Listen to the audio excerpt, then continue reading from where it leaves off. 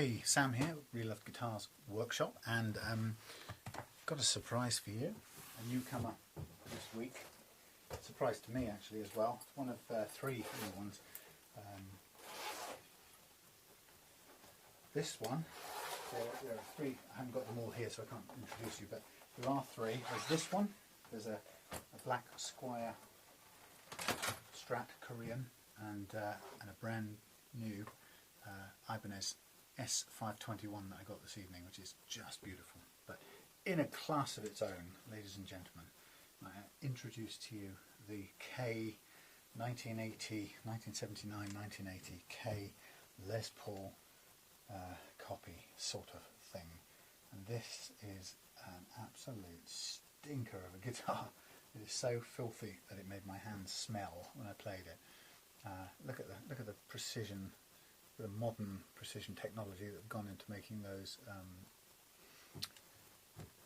tuning heads, tuners, whatever you call them, machine heads. But just a quick fly around. We have a plywood, well it's not plywood, it's laminate, okay, let's be fair to it. We have a laminate body which is fairly heavy but quite thin. I don't know if you can see it with this camera, but in the right light you can see, quite easily see the laminate. Where it's taken a bash over here, you can see chip taken out of one part of the laminate, just one part. It's a bolt-on neck, as you can see, and it's got these kind of nice rounded old 70s style humbucking pickups. Well, we think they're humbuckers. They could just be, from what I've read, they could even be just single coils with a fancy looking cover. Switch, which doesn't really work very well. Some rattly string strap buttons. An old Tunematic bridge, which is interesting in that it's kind of gone. It looks like brass saddle pieces. Stop piece, some sort of speed knobs which are basically falling off.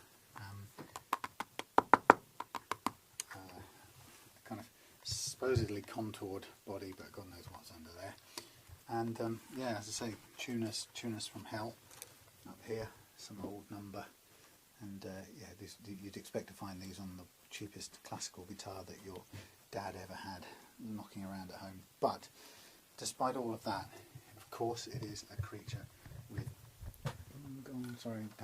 creature with naturally huge amounts of history and, in a sense, character. And I am a sucker for the underdog. And there's no point trying to play it now. Oh, it's so dirty. Right now I want to take it apart because that's my only thing that I can be bothered to do. It's cold and it's dark out there, but I'm going to take this baby apart, and I'm going to put all the bits into a container and give this a clean, because this is. I want to take some pictures of it too, because this grime on here is so thick that I can see where it came off and stuck to my fingers the other day, and I'm surprised that I haven't come down with some sort of botulism or something as a result, because it is fabulously disgusting what I picked up on the ends of my fingers. And listen, I know where my hands have been, and they haven't been anywhere as disgusting as that. So yeah, you can stick with me if you like while I just take a rampant screwdriver and get crazy with the naphtha and clean this up.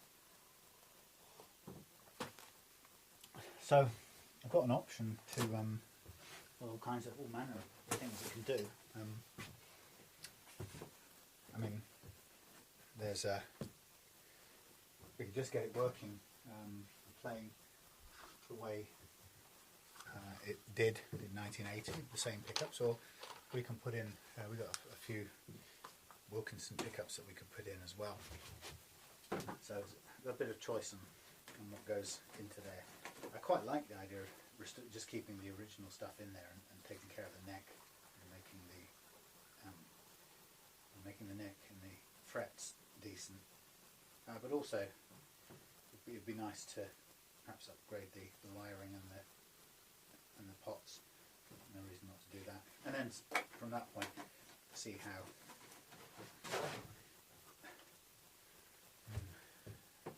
the thing sounds. and if necessary then we can stick in some new tuners. No, not tuners, new pickups, but we also have actually a few spare sets of different kinds of tuners that would do the job for this as well. So we can, in fact there's one of these missing its little, I keep forgetting the word, that funny little word, the little thing that guides the thing. Anyway, so, oh, these go backwards, these two strings, that's a real thrill. And I really no idea, I could imagine these strings have been on here for 20 years possibly, but now they're coming off, and I suspect they would break straight away if I just so much as bent them. Here they go. Goodbye. I should actually take these outside and fumigate them in a burner or something. Oh. Oh. You're free. It's over. Liberated you. Off comes the tail piece, stop piece. Yeah. So yeah, it's been a funny week. As I say, first of all, I was picking this one up in London, and then some of the week was spent feeling quite disappointed that a guitar that I did for Darren that Darren bought through eBay, sent to me, and then I sent on up to him. He was getting driven insane by what sounded to me, from his description, like the tunematic bridge screws rattling, which I've had before myself, and it is really, really, really infuriating because you can't logically track it down and cure it. In fact, I looked at a guitar in the house this morning where I've actually cured that very problem by supergluing the screws. A completely desperate solution, because it's not a solution at all. Basically rendered that bridge practically unusable again in the future. But I was so fed up with it that, to be honest, I didn't care. God, Jesus, that's interesting. I get the feeling that nobody ever wanted this to come off again. Oh. Will we get it off? Will we get it off? Let's see what happens. It's coming all the way out. Yeah, just about. Anyway, yes. So I was really, really annoyed. That put a damper on my week, knowing that a reloved customer was struggling with something, and of course, it's not. I have to say, the rattling screws, sometimes it could be my fault, or the setter-upper's fault. You can see these, you can't see them, these little screws here. There's a little retaining spring, it's a clip, and that clip is supposed to keep the screws sort of under a bit of tension and theoretically stop them buzzing, but it doesn't often or always do that. And I guess in the case of Darren's, it hasn't done that. So he's just annoyed with it, or he's taking it to a friend who's going to see if he can cure it for him. But yeah, as I say, it's a real shame to find something that I'd had so much fun out of getting set up for him. He's not enjoying playing it yet because there's this niggling thing. So, and I'm kind of doubly annoyed because actually it seems to me to be the function of the bloody tunematic bridge. There's such horrible inventions. If you've ever watched Scott Grove, and he's a sort of Marmite kind of guy, you either hate him or love him, but I get a great deal out of value out of what he talks about. But I think he also hates the tunematic bridge, and I think he thinks the whole Gibson arrangement is the worst ever designed for a guitar, but and he has no love for the tunematic bridge part of that equation, and I can sort of concur with some of that. I haven't had nothing but trouble actually with intonating the tunematic bridge, not because of mechanics of it or the physics of it, just the sheer design of it. You know, whichever way you work it, the intonation screws are always in the wrong place. They're always pointing. They're always covered up by a string, or they won't turn, or they turn too much, or they rattle after you turn them, or you know, in fact you've got strings going over a kind of knife sharp pivot edge on your bridge saddle and that kind of thing. It's like, whose idea was this to make a guitar that played well and then put all this stuff on it? I don't know. Anyway, so off come these knobs. Trying to be careful with these because I don't want to damage the pots and underneath because they're all loose, but conscious that they probably need to be dumped anyway. Yeah, so that was the first thing. So Darren, I hope you get that solved with your friend later on this week, because you know, it's a shame not to enjoy such a nice Les Paul copy.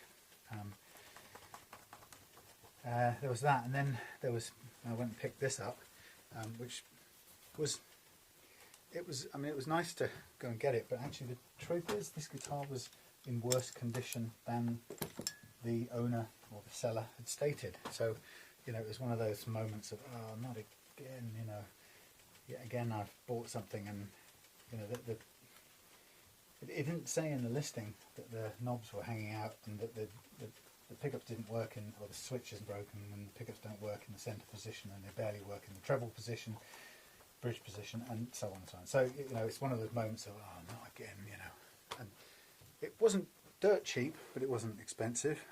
But it is you know, it's an old guitar, so you shouldn't be paying a lot for it. But anyway, I don't mind what you get as long as people tell you.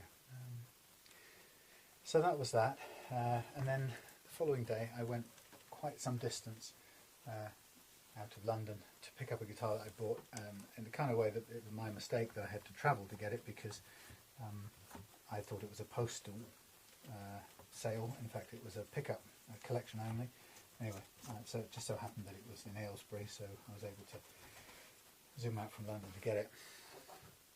And again, when I got there, the guitar had been described as, you know, very, very good, excellent condition, collector's piece sort of thing. You know, in most respects, it was what it said it was. It was a Korean Samick built Squire Strat from the 80s, but what wasn't mentioned was two huge great cracks either side of the neck, and the frets being practically worn out, to the point that, again, I think this is going to have to be another set of frets that I'm going to have to pull out and install. So, and the seller seemed a bit surprised that I was, you know, I pulled a face when I saw the cracks, and his response, well, you know, you can, he said to me, you know, you can, I'm happy to take it back, sort of thing. You know, I like these guitars, you know, I thought it went for too cheap anyway, and I just travelled 2 hours to get there at the cost of 30 odd quid, and you know, the truth was I was surprised or disappointed that they hadn't mentioned that in the listing, and I was just voicing that surprise really and disappointment.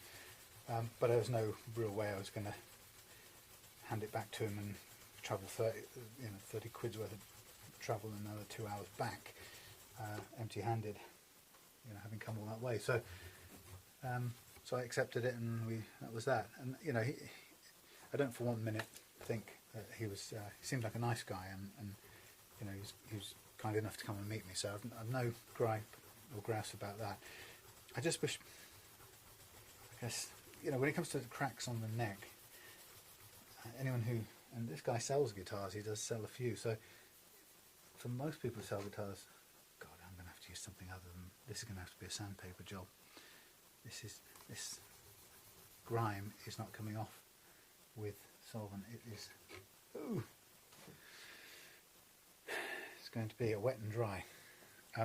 Anyway, yeah, you know, for somebody like him who sells guitars, you'd kind of hope it was one of those things that would be almost go without question. That is, somebody who is interested in buying and selling guitars must know, oh God, must know that for someone to be, well, maybe they don't.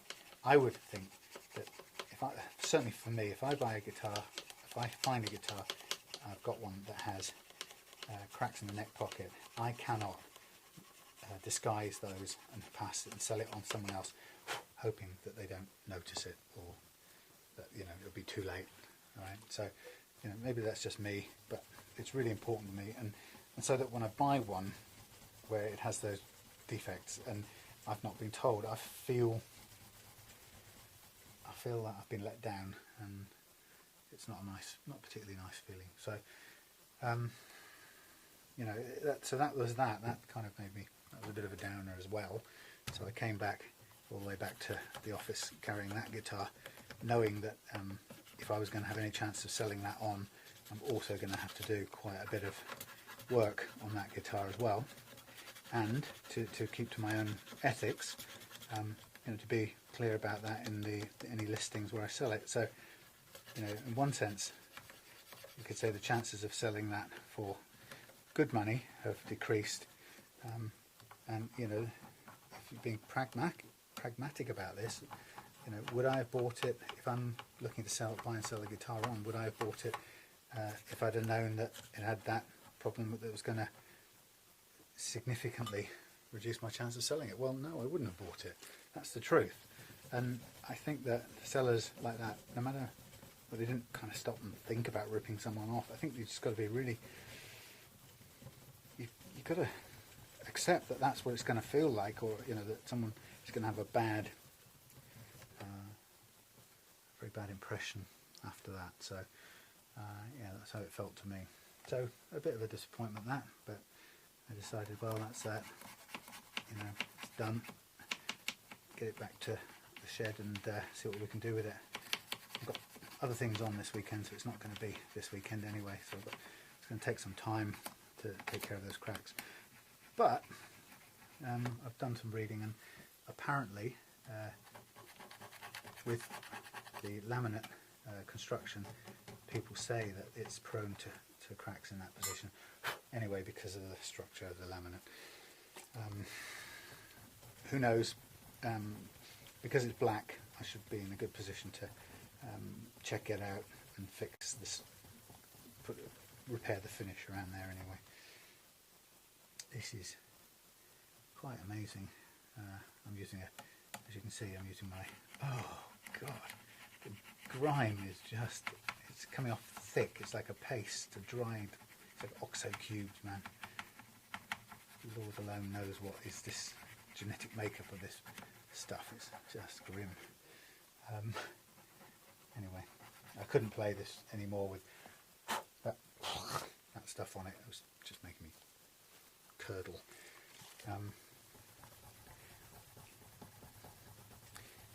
Yeah. So anyway, that was that, and then to things at my day job. I'm looking a bit ropey at the moment because we've got this kind of cash flow situation going on, so we may not be operating or may not be in salaried work for very much longer, and certainly not in the present kind of setup. So that's all a bit interesting after having been doing that for 7 years now. And then getting back in from London yesterday at 3 or 4 o'clock in the morning after a series of major train screw-ups along the way, including someone under a train somewhere causing delays and knocking onto all the other parts of the line. And yeah, the result is that I got back home about 4 o'clock, got to bed about 4.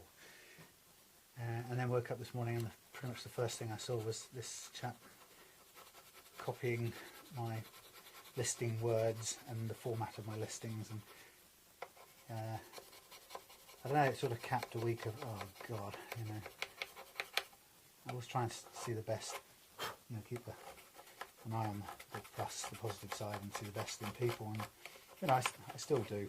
I said to somebody today that, of course, people are going to, you know, if they look at something and think it's a good idea, why not do it? Of course they're going to do it. There's nothing wrong with that. As I said on the previous video just now, it's just, I don't know, you think if you're going to do it, you know, do it your own way. Don't copy someone else's way. It just feels a bit, it's not disrespectful exactly, it's just, I suppose ultimately it just doesn't celebrate your unique abilities or your own ideas. It just feels like you haven't got one and you've copied someone else's. But I think there's room in the world for everybody to do the thing they care about, that matters to them. And frankly, if it's fixing guitars, I'm all for it. Get on and do it. But, you know, do it with your own flavour. You know, so that people get to know you for what you're good at or what you like particularly. Don't make it look like a copy of mine.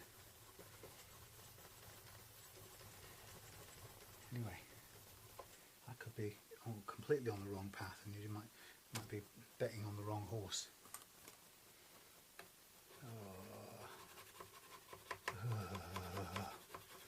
This is cringe-worthy.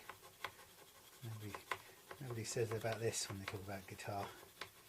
Luthering. Tall tales of life in the guitar shop.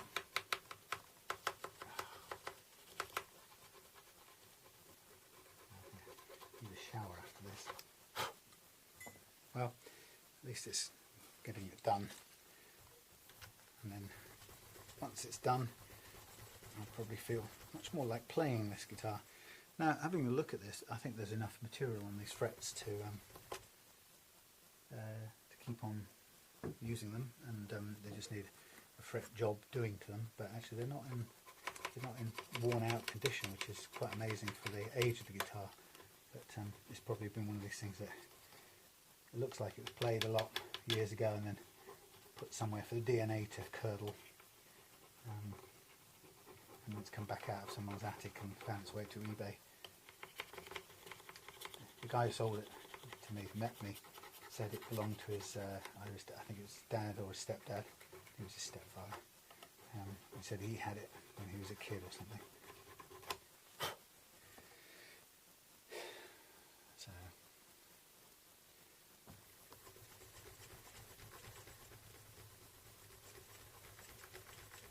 yeah, look at that. What a load of yuck. Getting there bit by bit, and it's much cleaner than it was. I could have got, is that loose? It might be. I could have got some paper out and started sanding this goo off, and it would have come off. But actually, what it would have done is it would have kind of dried out the fingerboard a lot more than this has. This is probably a better way, given the age of this fingerboard. It's not doing any harm to it physically, and it's just loosening up all the grime enough for us to get the rest of it off with a bit of the old naphtha. So yeah, it's been a funny week, and then I guess the finish of the week was today that I met somebody in town, Gumtree find of an Ibanez S521.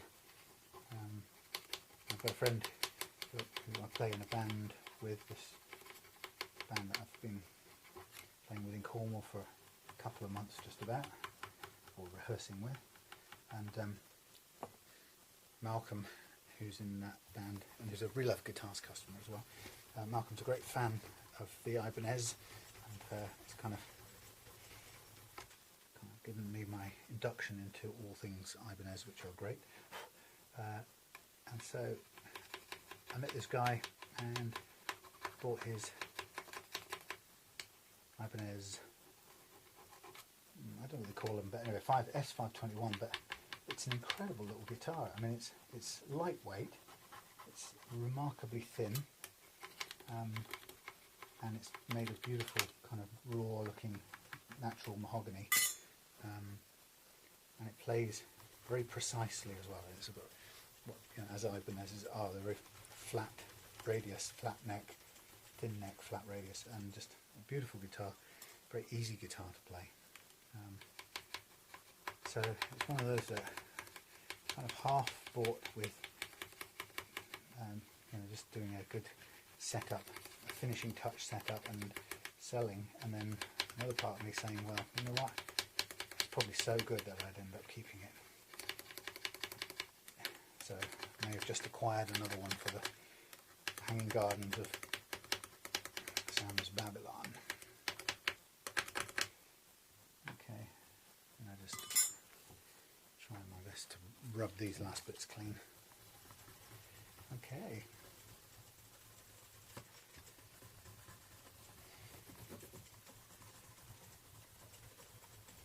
Not perfect, but a start that will leave me feeling at least a bit less nauseous while I'm handling this guitar from here on in. Okay, let's put the lid on this before I breathe too much more in. On the back here, I'm going to take off all of this. I'm going to take off these tuners. I'm also going to take off this horrible silver stuff. I know it's date accurate, but it's silver paper that doesn't say anything.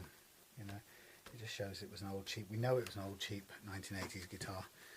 We don't have to be reminded of that fact.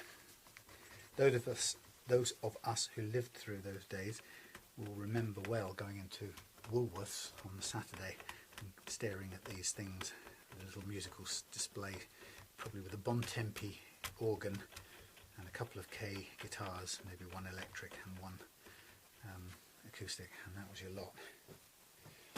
Or, as a lot of people have said, this was a guitar that they bought out of their mum's catalogue, and I know that very well because my first guitar was a Satellite, and that was bought out of somebody else's mum's catalogue because I remember my old man at the time. I didn't live with my mum. I was staying living with my dad at the time. I'd only kind of gone back to live with him for about a year after being fostered and stuff. But anyway, he wouldn't sanction me getting a guitar, a bit like John Lennon's Aunt Mimi or something. But anyway, so very kindly, the mum of one of my school friends did, and I bought my first guitar out of a catalogue, and it was a Satellite, and it was 3/4 size, and it looked full size in the catalogue, so I was fooled.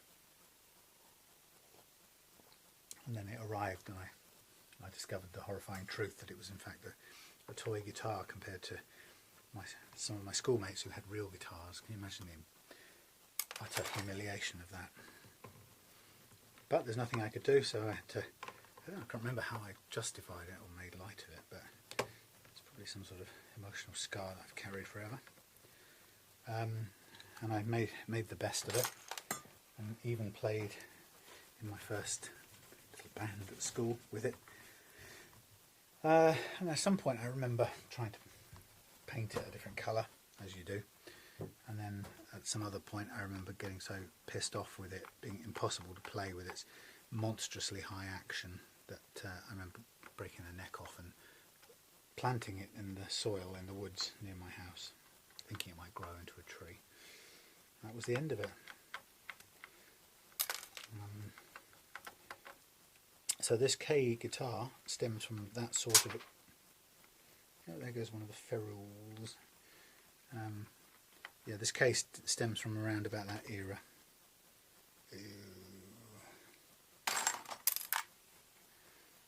And I won't be sad to see those tuners gone. I mean, it's a difficult one, isn't it? Because the tuners are period correct, and you know, if I do it up too much, it's not really a K guitars from the 80s. But I don't know. I think it's probably better that it's playable, since everyone spent a little bit of money on it to buy it. It's better to have it playable than to just have it knocking about the house going, look, that's an 80s guitar, isn't it horrible?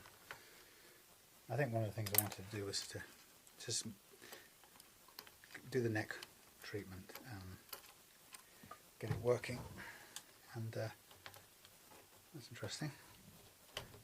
Doesn't want to come out. Yeah, get the neck taken care of, make it play as well as it can, and then sort of just have it as an example of here's a shit guitar that you all know from the 80s as a really crap guitar, but actually it plays okay. Down here we've got one of the ferrules.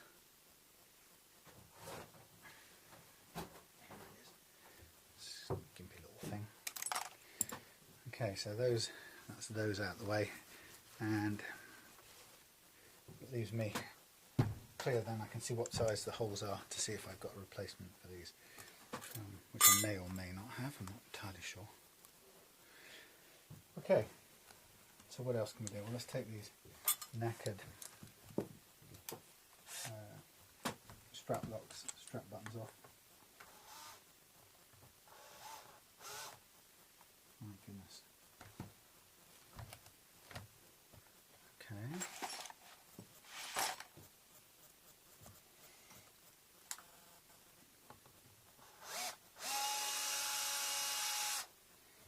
Yeah, so after a difficult, odd sort of week,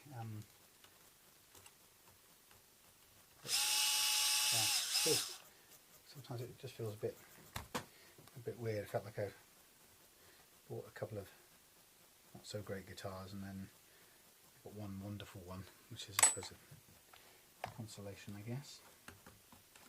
Right, let's take the back off under these little panels. I forgot it's a bolt neck, so I might as well take the neck off as well, for good measure.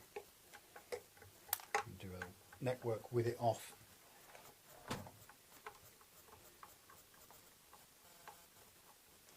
Yeah, so who knows whether I'll be jumping ship to do other things in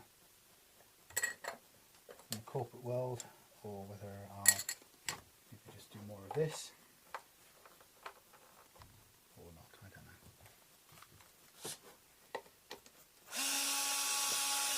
I think 2015 will be a year of change, that's for sure.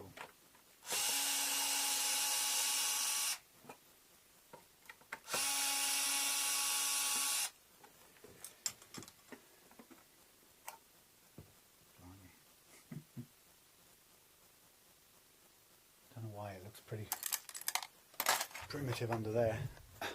The battery must be about to conk out on here. Check now, two things. Oh, look in there.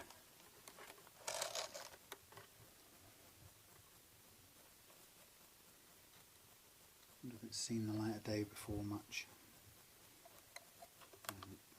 It's not, yeah, it's you can see the laminate. It's in fact it's not. It's, there's an air gap between the molded, formed top that's being put. It's like a cap on one layer of the ply that's being pressed or bent, and it's forming a curved cap, and therefore there's an air gap between that and the actual guitar. It's so horrible in there. I wish you could see a bit better. There's in there, under there, there's all kinds of shreds of laminate. Let's see if I can poke them.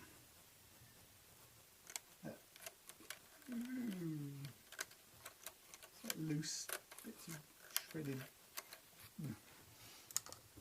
Anyway, as you can imagine, it's a ghastly mess. But you can see the sort of layers of the sandwich in there.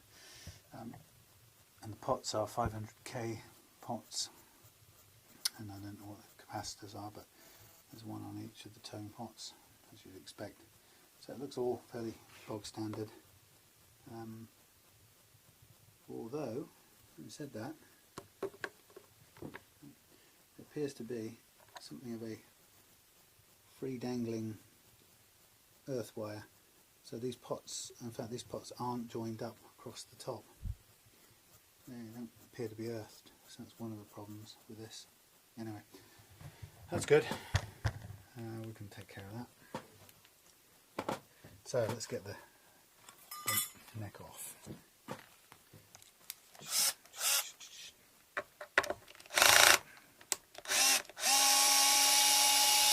Coming off on a 4 torque.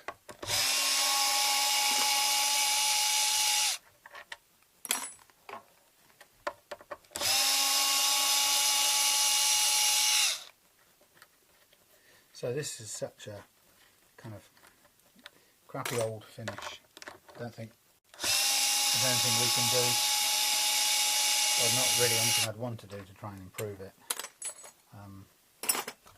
Sort of no point really. Oh, we've got a shim in here, look. How exotic is that?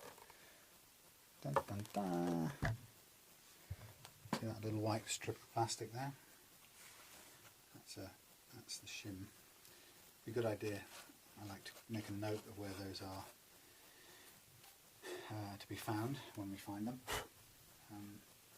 so that I can make sure they go back in the right place. In this case, it's quite hard to draw on there, so I'm going to take a photograph of it. So if it gets lost, I have a record that says that's where you've got to put it. It sounds obvious, you know, how much more, what else do you need to know other than that? Well, the fact is, I wonder what that is.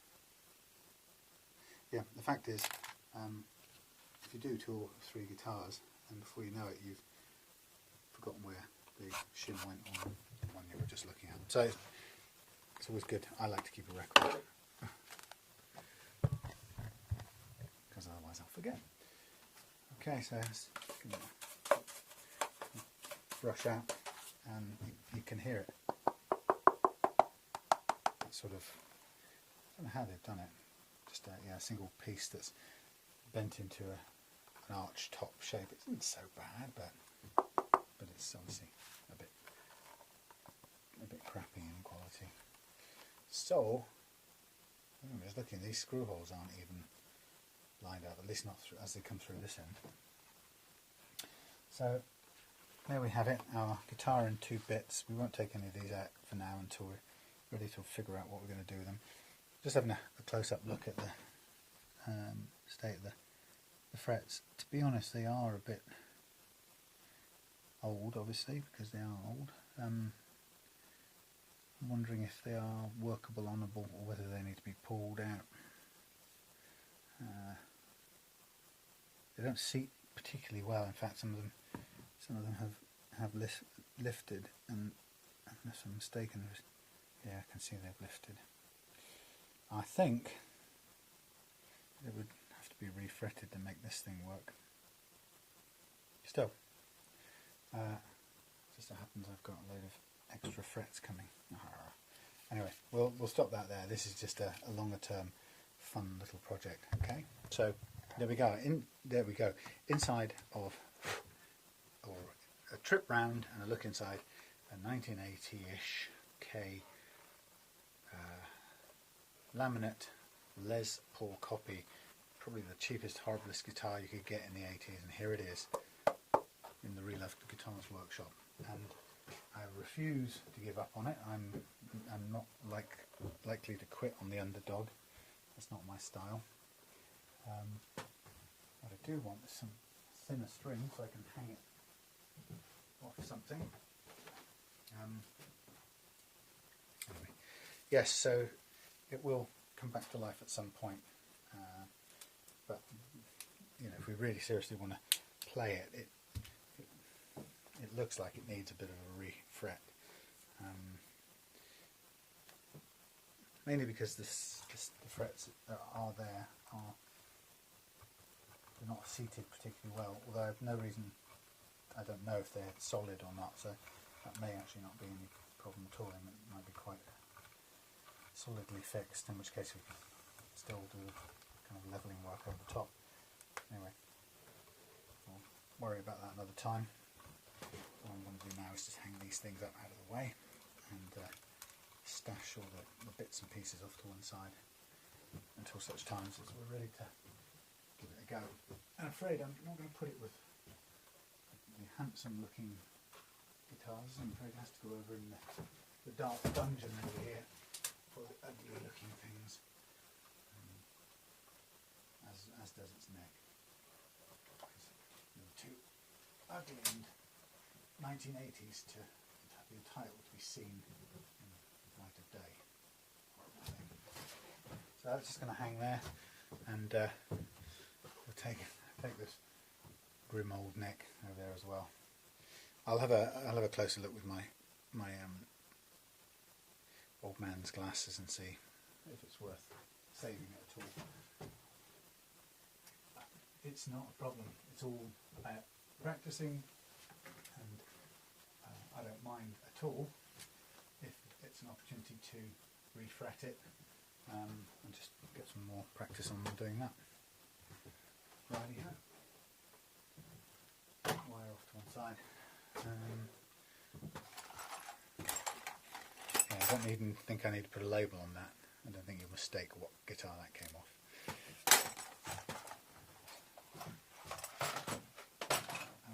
I've now got several containers full of guitar parts, which I need to start putting some of them together and finishing them, like this Ibanez, for example, which is a beautiful looking guitar. And it's just really short of being strung and having the tremolo set, which I will do very soon. Anyway, there you go, a little trip around the K guitar from hell. See you soon.